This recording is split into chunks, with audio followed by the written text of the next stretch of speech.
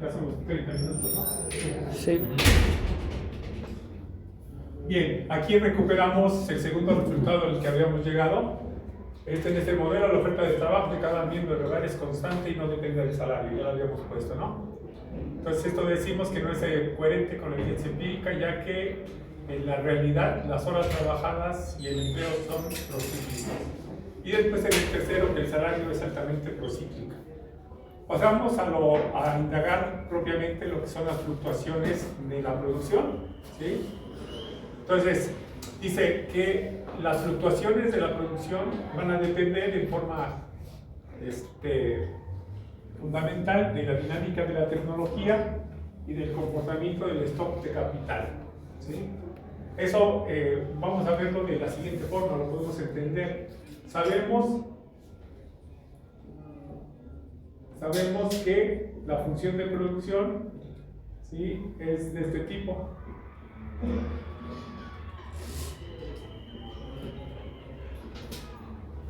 ¿Estamos? ¿Sí? Entonces, las fluctuaciones de esto, de la producción, pues dependen del comportamiento dinámico de K y depende del comportamiento dinámico de la tecnología, ¿sí? Queremos nosotros encontrar, ¿sí?, queremos nosotros estudiar la fluctuación de la producción. Es decir, queremos estudiar el ciclo económico. Pero ya saben que el ciclo económico siempre nos remite a una idea de que la producción se desvía de su tendencia, ¿no? La producción se desvía de su tendencia o del producto del pleno empleo, ¿no? Esa es la idea.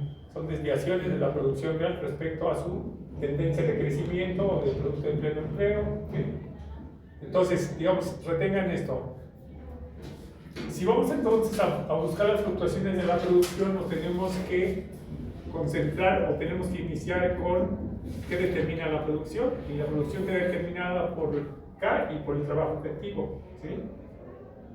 Y por tanto K depende de cómo se comporte K en el tiempo y de cómo se comporte A en el tiempo. Por eso dice allí que la forma concreta de fluctuaciones depende de estas variables. Para poder encontrar las fluctuaciones, ¿sí?, el modelo lo seguimos resolviendo utilizando los logaritmos. Entonces a esta función de producción le aplicamos los logaritmos, y los logaritmos nos queda esto, ¿sí?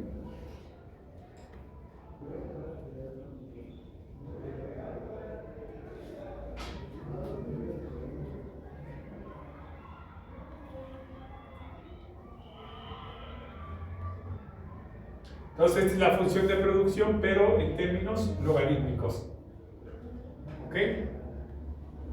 Para avanzar tenemos que recuperar los resultados que ya hemos ido obteniendo. ¿Qué resultados son? Bueno, sabemos cómo se comporta la tasa de ahorro, ¿sí? Sabemos que es una constante. Sabemos cómo se comporta la oferta de trabajo individual, sabemos que es una constante, ¿sí? Pero también sabemos qué es lo que determina el stock de capital, cuál es la ecuación de comportamiento.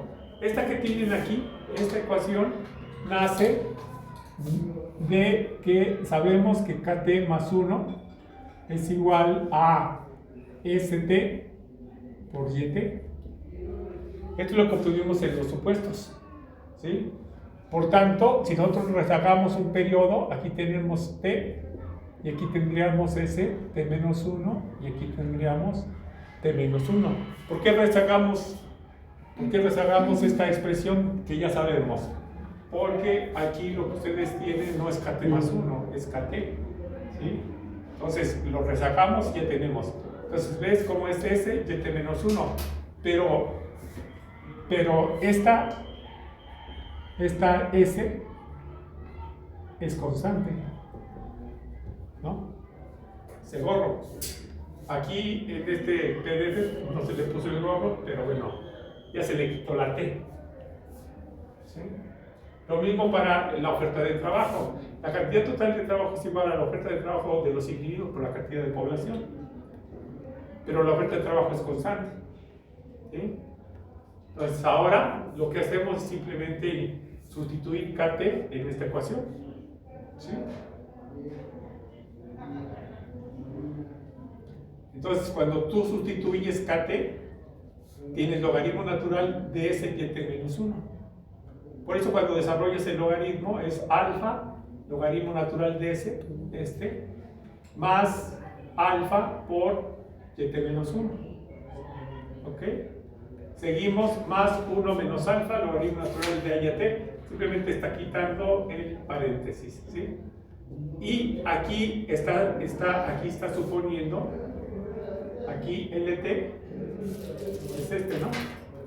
Metió L, LT.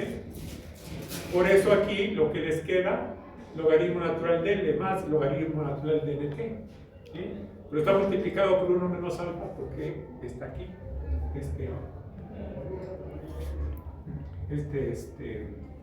término, este factor, perdón.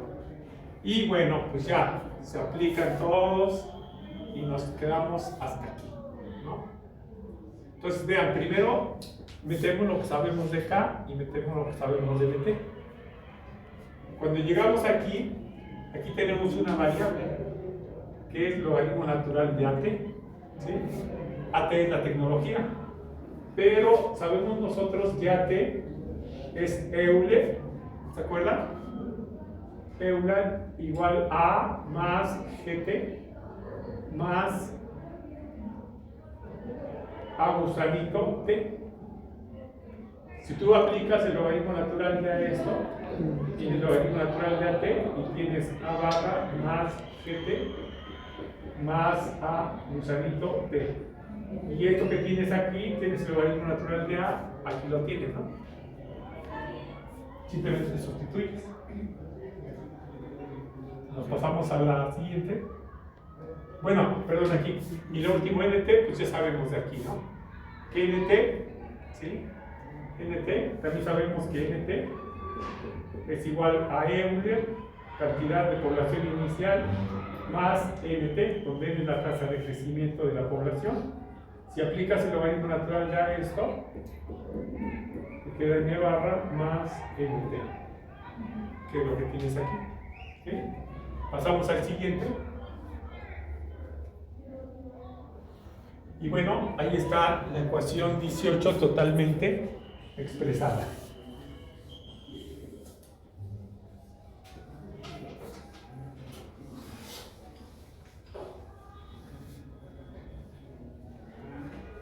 ¿Sí? Entonces vean, esta ecuación que tienen aquí, ¿sí?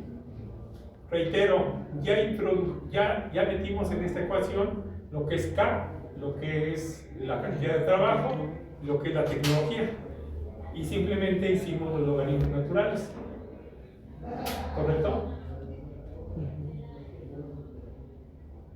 Ahora, vean, en esta expresión, este es el logaritmo natural de YT, el logaritmo natural de la producción, ¿sí? Pero es una variable aleatoria.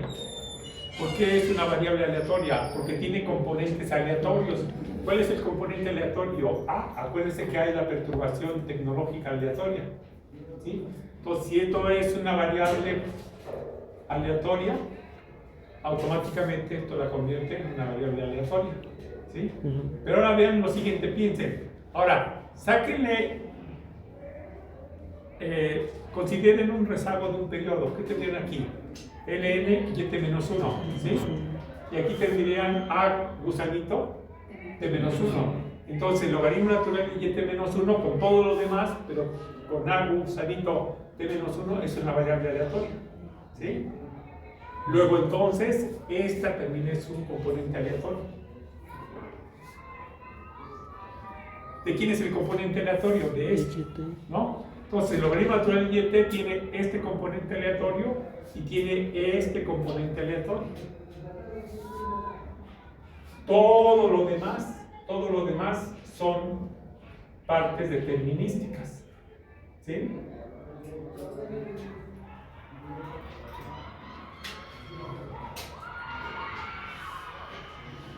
¿Ok? Ahora vean, si nosotros aquí en esta parte, ¿sí? Entonces, aquí tenemos los componentes que son aleatorios, que es este y que es este, ¿no? A ver, súbele tantito por favor. Digo, bájale, entonces bájale. Ok, sube un tantito. ¿Dónde estabas? Regrésate a donde estabas, exactamente donde estabas. Más o menos. Para arriba, para arriba, para arriba. Para arriba, para arriba, para arriba. Bájalo acá. Y aquí estaba, ¿no? Lo vimos natural del billete. Ajá. Estaba aquí, ¿no? Ah, ya. Ok, ahí más o menos. Ahí, Ahí estaba. ajá. Ok, entonces esta es una variable aleatoria y porque este es aleatorio y esto es aleatorio. Ajá. ¿Sí? Si yo agarro y digo, vean, voy a poner una expresión parecida a esta, logaritmo natural de y y le voy a poner t para diferenciarla. ¿Sí? Yo te digo por qué. Aquí tenemos alfa, que es una constante, logaritmo natural de ese gorro, que es una constante, ¿sí? Pero para no equivocarnos, para seguir la misma allí, es ese, ¿no? Es una constante. ¿Están de acuerdo? Más alfa, logaritmo natural de y, t menos 1, es una constante. ¿Por qué es una constante aquí y aquí no? Porque en esta parte voy a prescindir, aquí voy a prescindir de a gorro, de a gusanito. Entonces, tengo aquí 1 menos alfa por a barra más gt. ¿Sí? Esto no lo pongo, porque si lo pusiera este sería un componente aleatorio, ¿sí? Pero como no está, entonces ni este es aleatorio ni este es aleatorio, porque si rezagas este un periodo de menos 1, ¿sí? Pues de todas maneras no tienes al lado salito, entonces este no es aleatorio. Más gt, ¿dónde voy? Aquí, este no lo ponemos, más 1 menos alfa, logaritmo natural de L, más 1 menos alfa, el de barra, más el de t. Entonces, esta es la trayectoria que seguiría el logaritmo natural de la producción si no hubiera perturbaciones tecnológicas. ¿Dónde? ¿Puedes poner T mayúscula? No, por eso le pongo la T. Así, la T mayúscula, así como superíndice. Para decir que es la trayectoria y que esa no está sujeta a perturbaciones aleatorias, tecnológicas. ¿Sí? Ah, ok. Eso. Entonces, ahora, a esto que tienen aquí, le restamos esto. Lo restamos. ¿Qué nos queda? Logaritmo natural de yt menos logaritmo natural de yt. ¿Estás de acuerdo? Y esto es igual. Esto se cancela con esto. ¿No? Al de arriba le quitamos esto. Esto se cancela con esto. ¿Se cancelan esos? No, por el sodín. ¿Eh?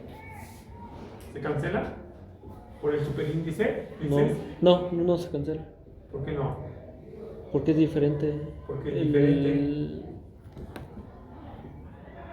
Esta es una variable aleatoria, esta no. Ajá. ¿No? Ajá, no. Y luego esto se cancela con esto. Ujú. Y esto se cancela con esto. Y esto se cancela con esto. Entonces les queda esto, ¿no? Ujú. Avanza en el documento.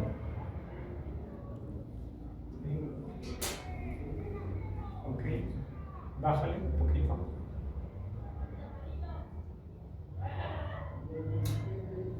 Vente, bájale tantito, bájale. Baja. O sube. Bueno, lo que está aquí, Ajá. baja. Ah, ok. Ajá. Más. Regresamos a donde estábamos. Allí, ¿no? Bueno, entonces vean, fuimos cancelando, pero vean que aquí tenemos este término. Y a este no le restamos. Estamos restando, a este le estamos restando lo de abajo. Ujú. ¿Sí? Entonces en realidad aquí nos falta este término, porque este no se está cancelando por nada. ¿Sí? Y en vez de escribir todo esto, eso, escribimos logaritmo natural de yt, gusanito. ¿Sí? Y esto es, ¿qué tenemos? alfa, logaritmo natural de YT menos 1, el gusanito, más 1 menos alfa, AT, gusanito. ¿Sí? Entonces, ven, ¿qué es lo que tienes aquí? ¿Qué tienes aquí y aquí de forma condensada? Que es lo mismo. Aquí tienes la desviación del logaritmo natural del producto respecto a su tendencia. Esta es la diferencia entre el logaritmo natural del producto afectado por perturbaciones aleatorias menos el logaritmo natural del mismo producto cuando no es afectado por perturbaciones aleatorias. En otras palabras, esto que está aquí es el componente cíclico. ¿Sí? Esto que está aquí es el componente cíclico. Toda esa ecuación. Sí, lo de aquí es lo mismo que acá, ¿no? Simplemente con diferente notación. Avanza en el documento, por favor. Ahí. Hasta la ecuación 19, ¿no? De la que aquí yo se las expreso y la que tienen aquí.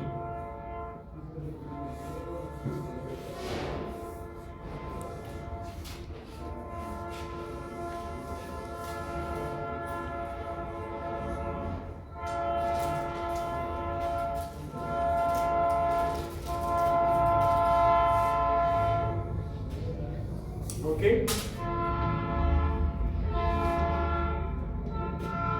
Entonces tenemos esto, ¿sí? Tenemos esto y sabemos nosotros, ¿sí?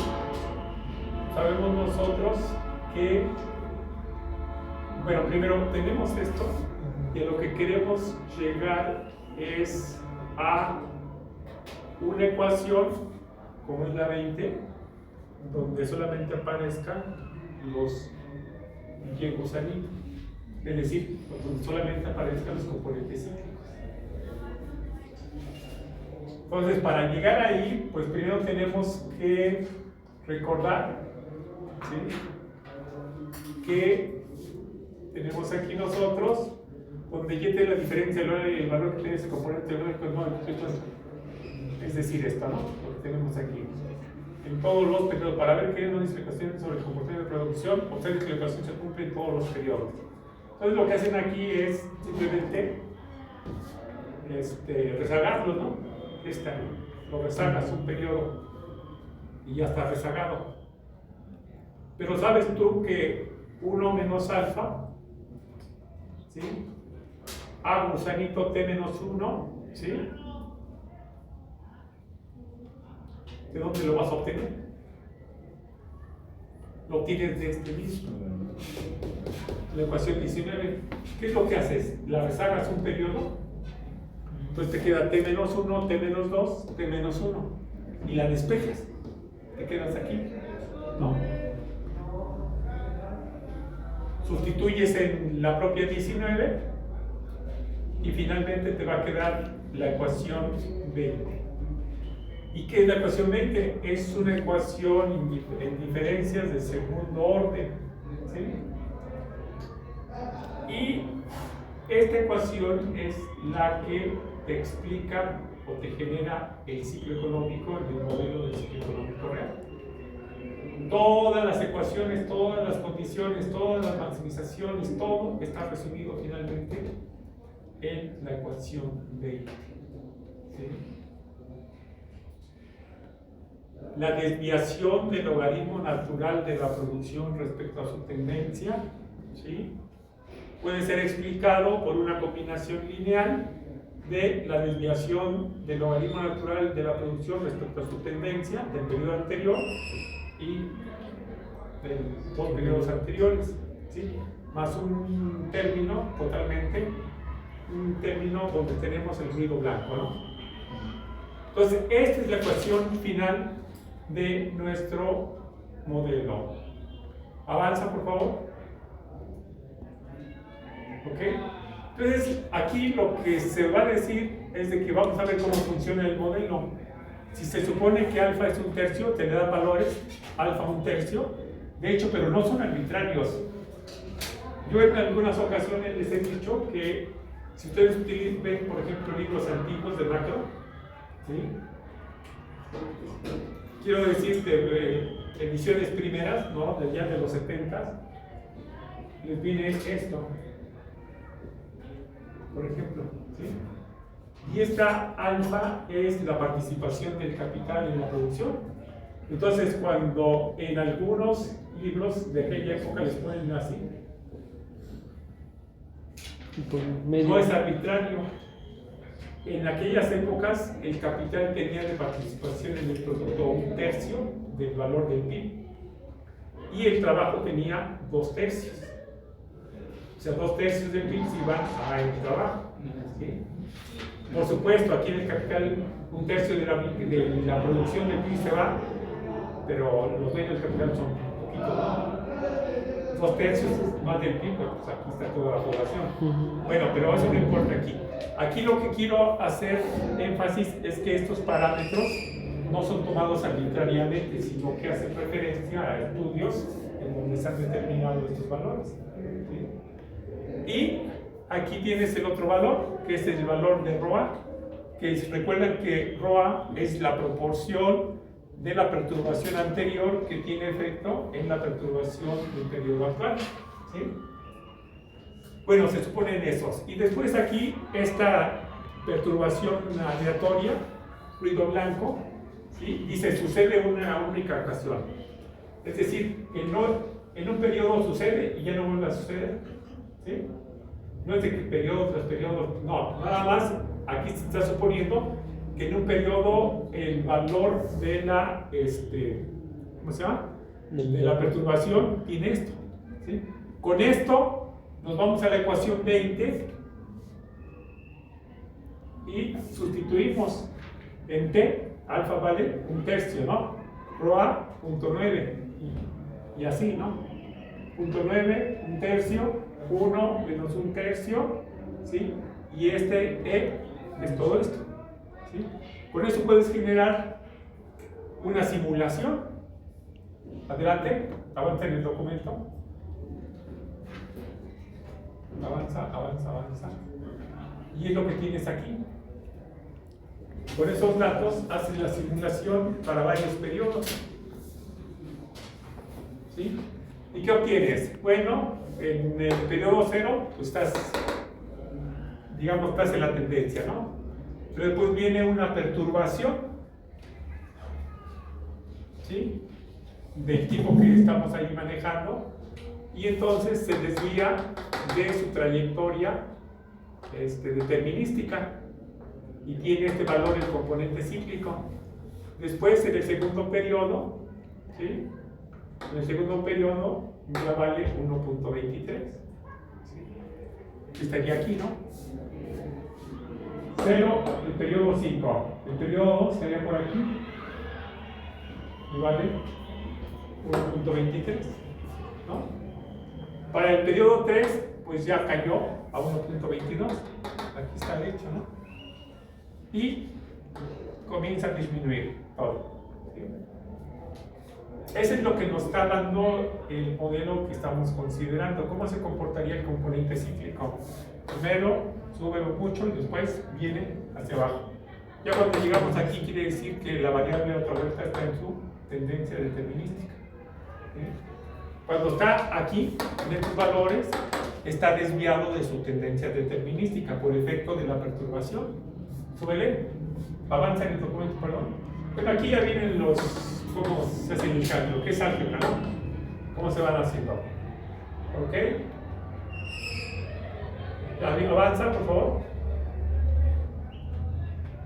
Y aquí pues simplemente hace algunos ejercicios, suponiendo si ρ fuera 0, entonces el componente cíclico rápidamente caería, ¿no?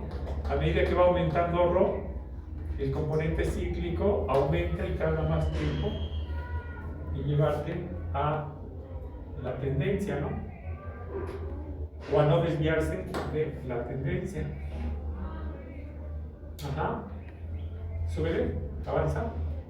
Y aquí viene lo más importante. Cuarto y más importante resultado: las perturbaciones de la tecnología explican los ciclos económicos. En este modelo, el cuarto resultado dice que las perturbaciones de la tecnología explican los ciclos económicos. ¿En qué sentido? En el sentido de que, ¿sí?, el componente cíclico del PIB, ¿sí?, del modelo, que viene determinado por perturbaciones tecnológicas, tiene un perfil similar al componente cíclico del PIB real de Estados Unidos. O de otra forma, si al PIB de Estados Unidos le sacan los logaritmos naturales, va a tener ese mismo comportamiento. O tenía ese comportamiento por lo menos antes del 2008, ¿no?, de la gran recesión. Sube el documento, regrésate en el documento. Lo que te están diciendo es eso. ¿En qué parte? Lo que te dice es de que si al PIB real de Estados Unidos le aplican el logaritmo natural, ¿sí?, y entonces a su componente cíclico le aplican el logaritmo natural, va a tener este comportamiento aproximado. En ese sentido se dice entonces que el modelo de ciclo económico real que tenemos sí explica al ciclo económico. Avanza junto a la lección 4. Por eso dice, con cuarto y más importante resultado, las perturbaciones de la tecnología explican los ciclos económicos. El modelo ilustra que el componente cíclico del PIB, cuyo comportamiento viene determinado por perturbaciones tecnológicas, o sea, la grafiquita que tenemos, tiene un perfil similar al componente cíclico del PIB real de Estados Unidos. ¿Avanza? Bueno, aquí hacemos un resumen. Ya lo habíamos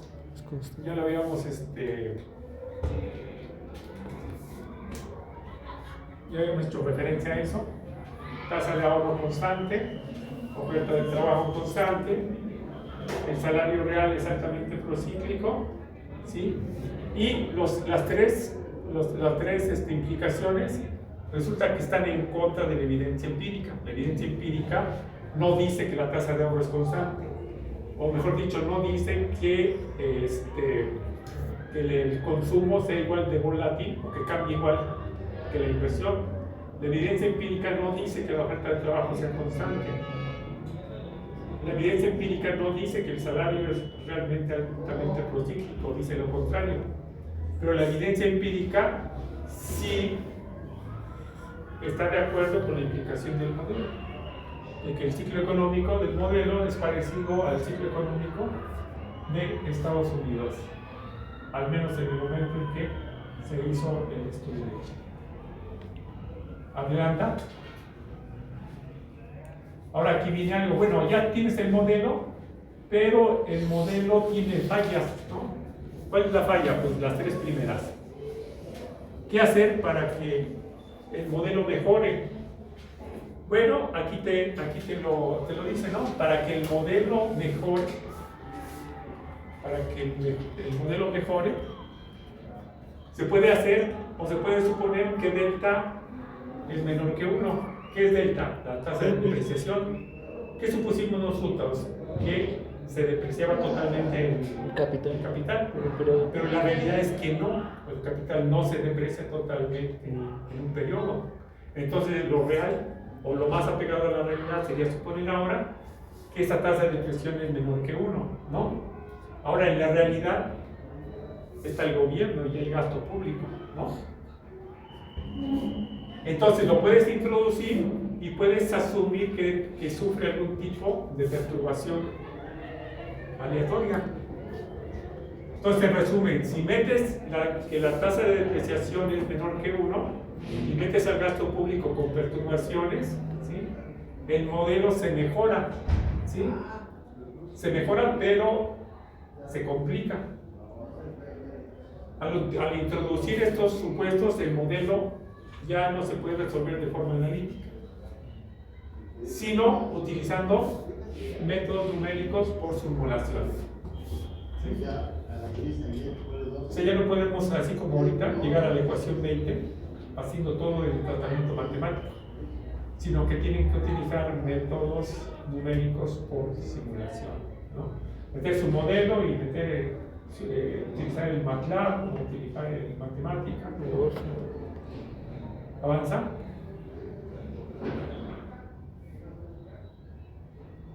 Pero una vez que se ha considerado que la depreciación, ¿sí?, que el capital depreciado no es total en el periodo, sino que no se deprecia en total, que tenemos gasto de gobierno, los resultados cambian. Ahora, dice, la tasa de ahorro ya no es constante, ¿sí? Lo cual implica entonces, si la tasa de ahorro es constante, el consumo y la inversión ya no fluctúan lo mismo, ya son diferentes, lo cual ya está más apegado a la realidad empírica. En segundo lugar, con los cambios que se hicieron al modelo, ¿cuáles cambios? Repito, la tasa de depreciación menor que 1 y el gasto de gobierno con perturbaciones. Ahora la oferta de trabajo tampoco ya es constante, ¿sí? Y se modifica también el problema del salario real. El salario real ya no tiene un carácter tan procíclico como el anterior. Entonces, eso ha mejorado completamente el modelo, ¿sí? Pero pues, se pueden seguir haciendo ampliaciones y reformulaciones con tal de mejorar el modelo. Avanza, por favor, en las ampliaciones, ¿sí? Todavía más, ¿qué se supone en nuestro modelo sencillo? Se supone que los individuos pueden vender cualquier cantidad de horas, ¿no? 1, 2, 3, 4, 5, media hora, 1 minuto, lo que sea. Entonces, se puede modificar ese supuesto y decir ahora que el trabajo es indivisible, ¿no? Simplemente o trabaja o no trabaja, que es una cuestión más realista, ¿no? Una segunda consiste en incluir impuestos, no solamente gastos, sino también los impuestos. Y los impuestos distorsionadores hacen referencia cuando se cobran con relación al ingreso, ¿sí?, o a las ganancias, ¿sí? Los impuestos no distorsionadores es cuando tienen solamente un monto de impuestos, un monto de suma fija, como le llaman, ¿sí? Entonces, si se incluye que el trabajo es indivisible, ¿sí?, y se incluyen impuestos y la economía no se toma tan agregada en un sector, sino que se consideran varios sectores, que si el agrícola, que si el manufacturero, que si el servicios, pero además en cada uno de esos sectores ahora le buscas las perturbaciones que sean propias del sector. Por ejemplo, en la agricultura, ¿qué perturbaciones podemos pensar que sean propias del sector? La plaga, ¿no? O los huracanes, o las sequías, ¿no? Entonces, si metes todo eso, ¿sí?, trabajo indivisible, impuestos no distorsionadores, y les agregas en sectores con su respectiva perturbación, vas a tener un modelo todavía mejor, más mejorado, ¿no? Y avanza. Y finalmente nos vamos a las limitaciones del modelo simple, del modelo con las modificaciones que se le hicieron y con todo lo que le puedas hacer. ¿Cuáles son las limitaciones? ¿Sí? Dice, la primera limitación tiene que ver con las perturbaciones tecnológicas. El modelo supone que todas las perturbaciones tecnológicas tienen que ver con eso, con innovaciones, con cambios, ¿sí?, de productos, de métodos de trabajo, etcétera, que modifican la productividad de los factores productivos, ¿sí? Pero en la vida real, ¿sí?, en la vida real no todo los cambios de productividad no se deben únicamente a perturbaciones tecnológicas. ¿Por qué puede haber cambios en la productividad, por ejemplo? Pues porque las empresas, cuando hay una recesión, no despiden a todos los trabajadores. ¿Se acuerdan de esa parte que decía Mangio? El trabajo atesorado. ¿Sí? Porque hay recesiones que tienen allá los trabajadores y no es que no hagan nada, es que limpian la bodega, pintan las paredes, qué sé yo, hacen otros trabajos que no son contabilizados. La productividad puede también cambiar por la cuestión de la intensidad en el uso del capital. Entonces, lo que se está diciendo es que en la realidad no todo lo que se considera perturbaciones tecnológicas son perturbaciones tecnológicas, sino que hay otro tipo que tienen el mismo efecto sobre la productividad. Pero si eso es cierto, el valor del modelo entonces disminuye, porque el modelo supone que todos son choques tecnológicos, pero estamos diciendo que no todo en la economía realmente son choques tecnológicos, hay otras cosas que también afectan la productividad. Entonces esa es una limitación. ¿Avanzas, por favor? En todo este rollo, en todos los modelos del ciclo económico real, ¿sí?, hacen mucha hincapié siempre en la sustitución intertemporal del trabajo, ¿sí? Pero ¿cuál es la realidad de los trabajos empíricos? Los trabajos empíricos, cuando hacen sus mediciones, lo que encuentran es que la oferta de trabajo no es tan sensible a cambios en los salarios reales. O sea, la cantidad de trabajo que se ofrece, en realidad, no está muy influenciado por cambios en los salarios reales. Luego, entonces, la idea de la sustitución intertemporal del trabajo, pues tampoco tiene un gran asidero en la realidad. La tercera crítica tiene que ver con la cuestión de que omite las perturbaciones monetarias, ¿no? O sea, el modelo de ciclo económico no toma en cuenta los cambios en la cantidad de dinero que el gobierno puede llevar a cabo. ¿De dónde nace la idea? ¿Cuál es la idea de este modelo acerca del origen de las perturbaciones? Perdón, del ciclo, sino de las perturbaciones reales, choques tecnológicos. Entonces dice el modelo, son los choques tecnológicos lo que nos genera el ciclo, ¿no? Y para ellos esto no es importante. Pero resulta que en todos los países, cuando el gobierno se pone muy estricto con la política monetaria y hace una política monetaria muy restrictiva, la economía entra en crisis, entra en recesión. Entonces no es cierto que no sea importante hacer referencia a los factores monetarios. Y es algo que el modelo de ciclo económico real omite, ¿sí? Entonces ahí es una limitación. Y finalmente nos vamos con que en este modelo el ciclo económico real no se parece en nada a lo que uno esperaría de un ciclo económico, ¿sí? Y lo que dice que este ciclo económico, es decir, la dinámica de la producción, sigue bastante de cerca la dinámica de las perturbaciones. O en otras palabras, lo que finalmente encontramos como la ecuación del ciclo económico está altamente determinada por la forma en que supusimos que se comportaban las perturbaciones aleatorias de la tecnología. ¿Se acuerdan cuando ponimos el A gusanito, que era una ecuación, un modelo autorregresivo de primer orden, ¿no? Y obtenemos también que la producción es un modelo autorregresivo, pero de segundo orden, ¿no?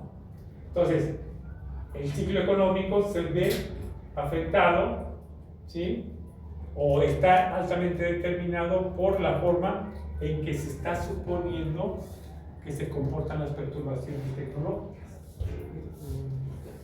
Y si se dan cuenta también, en la parte de la gráfica que tenemos es una joroba, ¿no? Y la forma clásica del ciclo, ¿cómo es? Ajá. En ondas, ¿no? Fluctuaciones cíclicas. Y bueno, pues entonces esto es las cuestiones principales del ciclo económico real. Ahora, hay que hacer la aclaración. Estos modelos fueron de los primeros modelos del ciclo económico real, ¿sí? Y este es un modelo de ciclo económico real básico, pero que recupera muchas cuestiones importantes de la modelística de esta teoría. Hay que aclarar que estos modelos han evolucionado, de tal forma que este tipo de modelos ya no dejan afuera la cuestión de la moneda, por ejemplo, también ya meten moneda. Y ya no utilizan únicamente, por tanto, perturbaciones de orden real, sino también monetario. ¿Sí? Incluso estos tipos de modelos evolucionaron a lo que hoy se conoce como modelos dinámicos de equilibrio general, dinámicos estocásticos. ¿Sí? Y estos modelos generales, dinámicos estocásticos de equilibrio general, no solamente suponen que las economías balbacianas, es decir, mercado de competencia perfecta y todo lo que dijimos, sino que también pueden incluir variables donde tenemos precios y salarios rígidos. Entonces, lo que estoy diciendo que esta es, digamos, la forma inicial canónica del ciclo económico real, ¿sí? Pero, digamos, en otras vertientes esto ha ido evolucionando a los DGCS, los modelos de equilibrio general dinámicos estocásticos. Es lo que se aplica a los precios rígidos, ¿no, profe? ¿Ya aceptan eso? Ya también se pueden incluir los precios rígidos, ¿sí? Y también algunos incluyen la cuestión del dinero, ¿sí? Pero digamos que la modelística, la original, el adelanto fue este modelo, ¿sí? ¿Por qué es importante este modelo desde otro punto de vista? De otro punto de vista es importante porque, si ustedes recuerdan, hablamos del modelo de Lucas, ¿no? Del modelo macroeconómico de expectativas racionales. Todos esos modelos eran de tipo cualitativo, sobre todo. Y estos modelos, los del ciclo económico real, permitieron medir las variables y permitieron utilizar datos, ¿sí? Datos de los parámetros fundamentales de la economía, como les mencionaba yo, el alfa igual a 1 tercio. Y en general estos modelos, de eso se trata, elaboran el modelo y después los parámetros del modelo los obtienen de estudios econométricos microeconómicos. Por ejemplo, cuánto vale el RO, cuánto vale el alfa, ¿no? Cuánto valen todos estos parámetros. Si hay algún coeficiente de sustitución, cuánto vale el coeficiente a partir de los modelos econométricos microeconómicos. Y a partir de ahí, pues entonces los meten en los modelos, corren el modelo y los resultados que obtienen los comparan con la realidad, ¿no? Por ejemplo, pueden medir, por ejemplo, la volatilidad de la inversión, ¿no? Miden la volatilidad de la inversión. Si entonces el modelo te dice que la volatilidad vale tal a tal en una economía, entonces van y revisan con la evidencia empírica cuánto fue en verdad la volatilidad. Si se acerca a eso, pues entonces evidentemente el modelo es correcto. Si se aleja mucho, pues entonces el modelo tiene algunas fallas que tendrán que ser revisadas. ¿Sí? Bien, pues lo del ciclo económico real hasta aquí llega, ¿sí? En la próxima sesión tendremos nuestra última sesión, ya quedamos, ¿no? Y pues ese día va a ser un poquito largo la sesión, ¿no? Pues ya me dirán si quieren un recreo o 2 recreos. Ya, allí. Son las 8 de la noche. Lo que sé. Me quedé pesado. Si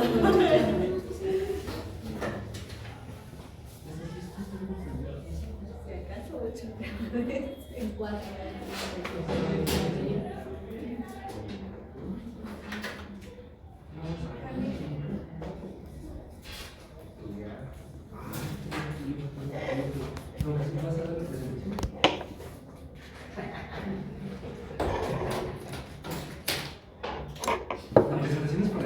Ah, muy bien. Gracias.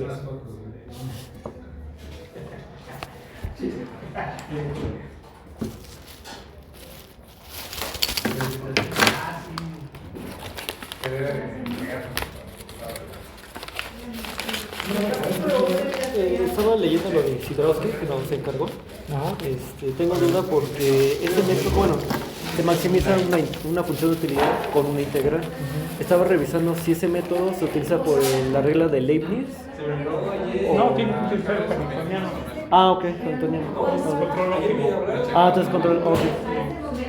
Todo eso es control óptimo para. O sea, el de Szymanski es un modelo de optimización de temporales. Ajá. Y eso se resuelve por Szymanski y por hamiltoniano. Ok. Ajá. Control óptimo, pues. Ujú, sí, sí, lo que estaba. Es que también estaba viendo control óptimo y aparte estaba viendo la regla de Leibniz, pero no sabía cuál de las dos. Sí. Ok. No, digamos, sí, la referencia es esta. Es eso, lo del hamiltoniano. Control Ok. óptimo. Gracias, profesor. Tú bien,